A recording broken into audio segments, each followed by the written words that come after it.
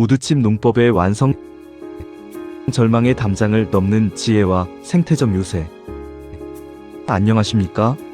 충남 태안 가로림만의 해풍을 온몸으로 맞으며 흙 속에 숨겨진 자연의 질서를 받아 적고 있는 태안 가로림 1959 자연농법의 지혜입니다.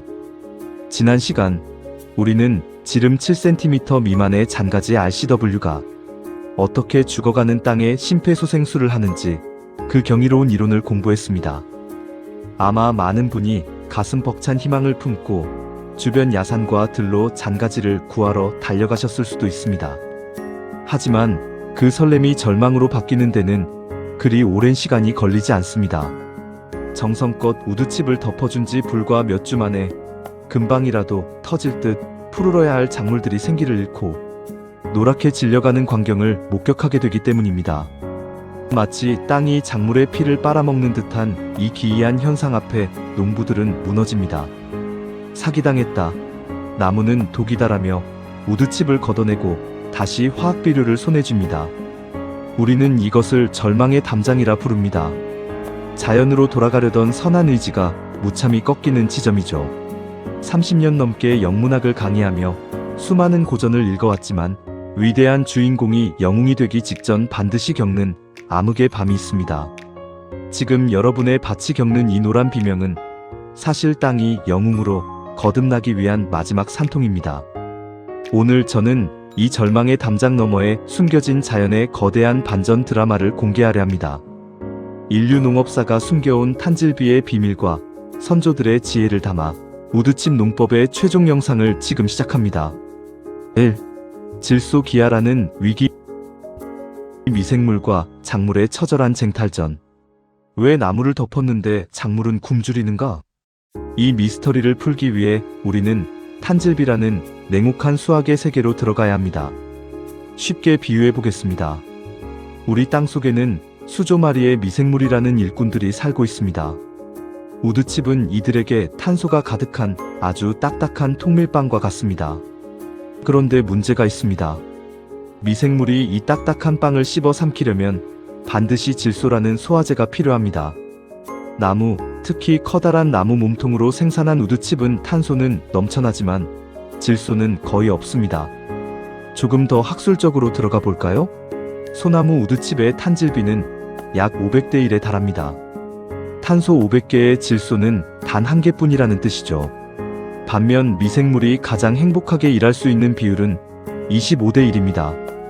이 어마어마한 간극을 메우기 위해 배고픈 미생물들이 우드칩이라는 거대한 잔치상을 마주하는 순간 그들은 광분하기 시작합니다. 빵은 산더미처럼 쌓여 있는데 소화제가 부족하자 미생물들은 땅 속에 원래 있던 아주 적은 양의 질소까지 닥치는 대로 끌어다 쓰기 시작합니다. 이때 비극적인 질소 기아가 발생합니다. 작물의 뿌리가 먹어야 할 질소를 미생물 군단이 먼저 가로채 가는 것이죠. 작물 입장에선 내 집 앞마당에 잔치가 벌어졌는데 정작 나는 굶어 죽는 꼴입니다. 잎은 노랗게 변하고 성장은 멈춥니다. 이 장면을 바라보는 초보 농부의 가슴은 시커멓게 타들어갑니다. 하지만 여러분, 이것은 약탈이 아니라 생태적 저축입니다. 미생물은 질소를 훔쳐 달아나는 도둑이 아닙니다. 그들은 질소를 자신의 몸속에 응축하여 저장했다가 수명을 다해 죽으면 다시 토양으로 돌려줍니다. 즉, 지금 여러분의 작물이 겪는 배고픔은 나중에 이자까지 쳐서 돌려받을 위대한 투자인 셈입니다. 노랗게 변한 작물잎을 보며 땅을 원망하지 마십시오. 그것은 잠자던 미생물들이 깨어나 거대한 공사를 시작했다는 공사 중 표지판입니다. 다만 농부인 우리가 그 공사 현장에 필요한 자재를 제때 제대로 공급해주지 못했을 뿐입니다. 2. 조력의 미학인 해법, 깻묵과 초록 비단의 마법. 그렇다면 이 처절한 쟁탈전을 어떻게 중재해야 할까요? 제가 가로림 1959에서 실천하고 있는 처방전을 공개합니다. 첫째, 미생물에게 도시락을 싸주십시오. 미생물이 땅속 질소를 탐내지 않도록 질소가 풍부한 재료를 함께 넣어주는 것입니다. 가장 추천하는 것은 깻묵입니다. 기름을 짜고 남은 깻묵은 미생물에게 최고의 질소 간식입니다. 단백질이 풍부한 이 깻묵을 우드칩 아래 살짝 뿌려주면 미생물들은 땅속 질소를 넘보지 않고 이 고기 반찬에 집중합니다. 혹은 우리 선조들이 그랬듯 잘 발효된 오주맥비를 뿌려주십시오. 여러분, 오주맥비라는 말이 조금 거부감이 드시나요? 사실 저도 처음엔 그랬습니다. 도시인으로 교단에서 분필을 잡던 제 손에 액비를 담는 일은 쉬운 도전이 아니었습니다. 분필 가루 대신 거친 거름을 만지는 그 어색함. 하지만 그 어색함이야말로 문명에서 자연으로 넘어가는 문턱입니다. 자연은 늘 우리 곁에 더 깨끗하고 우아한 해답을 준비해두고 있었습니다. 액비통 대신 우드칩 사이사이에 초록색 비단을 깔아보는 것은 어떨까요?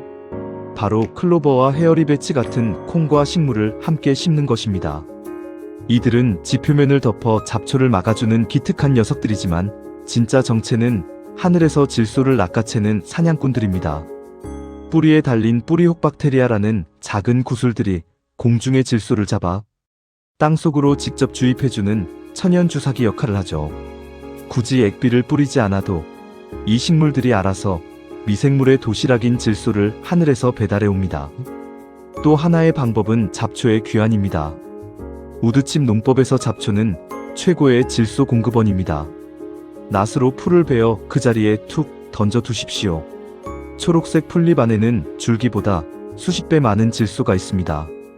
이 풀들이 사가 들어가는 순간 우드칩 분해에 필요한 에너지가 고스란히 공급됩니다. 이것은 제가 추구하는 자연 그대로 두어 사람의 힘을 가하지 않는 무의 농법입니다. 자연은 결코 우리에게 고통스러운 노동을 강요하지 않습니다. 우리가 그들의 언어를 이해하고 한 발짝만 물러나면 초록색 풀 한 포기가 액비 10통보다 더 진한 생명력을 여러분의 땅에 수혈해 줄 것입니다. 인위적인 고통을 가하기보다 땅이 내어준 풀을 다시 땅으로 돌려주는 것, 그것만으로도 절망의 담장은 소리 없이 무너집니다. 둘째, 가장 숭고한 해법인 기다림입니다. 질소 기한은 영원하지 않습니다. 미생물이 우드칩을 분해하는 임무를 다 마치고 나면 그때부터 흙은 폭발적인 생명력을 얻게 됩니다. 제가 제자들에게 늘 하던 말이 있습니다. 지금 내 머릿속이 엉망인 것은 지식들이 자기 자리를 찾으려고 치열하게 싸우고 있기 때문이다. 이 혼란을 견디면 곧 너만의 문장이 터질 거다. 농사도 마찬가지입니다. 질소 기한은 땅이 체질을 개선하기 위해 거듭나는 숭고한 성장통입니다. 농부는 그저 깻묵과 잡초 한 줌 건네며 묵묵히 곁을 지켜주면 됩니다. 서두르는 것은 인간의 욕심일 뿐, 대지는 단 한 번도 약속을 어긴 적이 없습니다. 3. 생태적 요새, 가뭄과 홍수를 비웃는 천연 스펀지. 이 시기를 견뎌낸 땅은 이제 어떤 재해에도 무너지지 않는 생태적 요새로 거듭납니다. 이 대목에서 저는 소름 돋는 경이로움을 느낍니다. 먼저 완벽한 온도 조절입니다. 두껍게 쌓인 우드칩층은 대지의 고어텍스 자켓입니다. 한여름 뙤약볕에 주변이 30도를 육박할 때 우드칩 속은 신기하게도 20도 안팎의 서늘함을 유지합니다. 반대로 영하의 한파가 몰아쳐도 우드칩 아래 미생물들의 발효 열기는 뿌리를 따스하게 감싸줍니다. 작물들은 사계절 내내 비단 이불을 덮고 자는 셈입니다. 더 경이로운 것은 물 관리입니다. 우드칩은 그 자체가 거대한 스펀지입니다. 자신의 무게보다 몇 배나 많은 물을 머금습니다. 집중호우가 쏟아져 이웃밭의 흙이 다 쓸려 내려갈 때 우드칩은 그 물을 온몸으로 받아 품어 토양 유실을 100% 막아냅니다.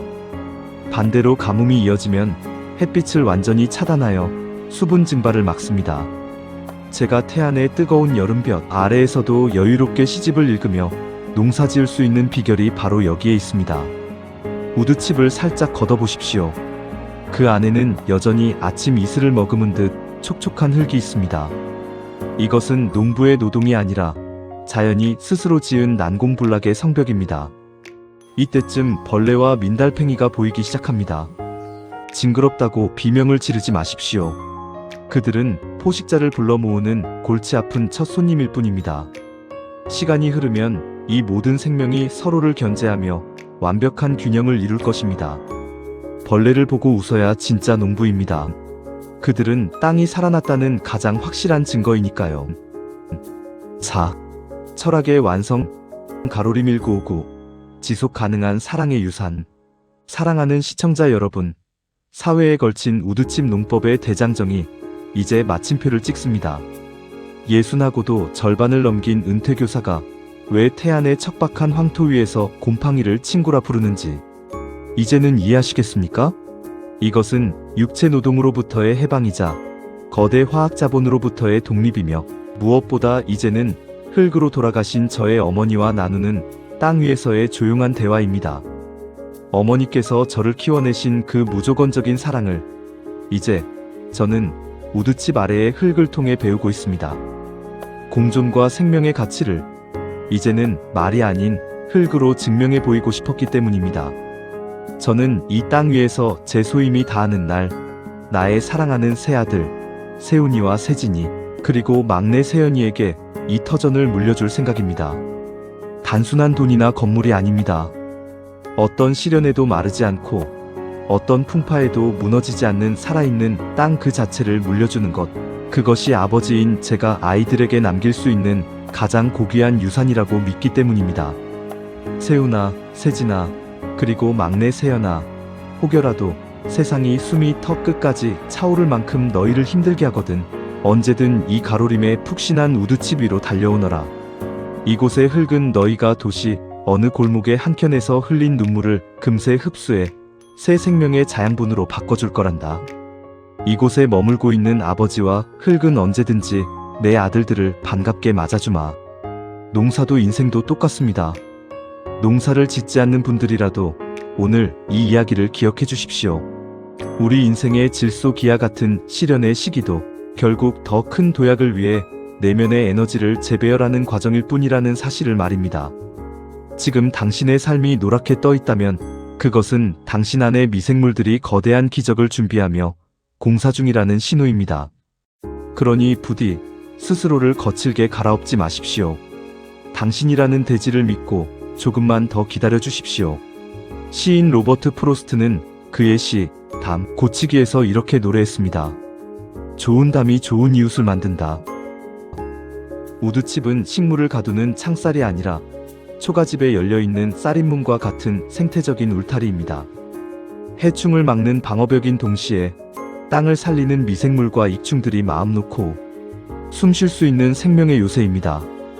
이 따뜻한 외투를 흙에 입혀주는 순간 여러분의 땅은 더 이상 홀로 싸우지 않아도 되는 법을 배우게 될 것이고 여러분의 정원은 비로소 완벽한 평화를 찾게 될 것입니다. 땅을 갉지 말고 비료를 탐하지 마십시오. 그저 고요히 덮어두고 자연의 거대한 손길을 믿으십시오. 대지는 결코 당신의 정성을 잊지 않고 생명으로 응답할 것입니다. 지금까지 지속 가능한 삶을 위한 자연농법의 지혜, 태안 가로림 1959였습니다. 당신의 삶이 꽃이 되는 그날까지 게으른 농부의 전원생활은 계속됩니다. 여러분의 구독과 좋아요는 이 푸른 여정을 지속하게 하는 가장 따뜻한 격려입니다. 대지를 덮으십시오. 그러면 당신의 미래가 뿌리내릴 것입니다. 감사합니다.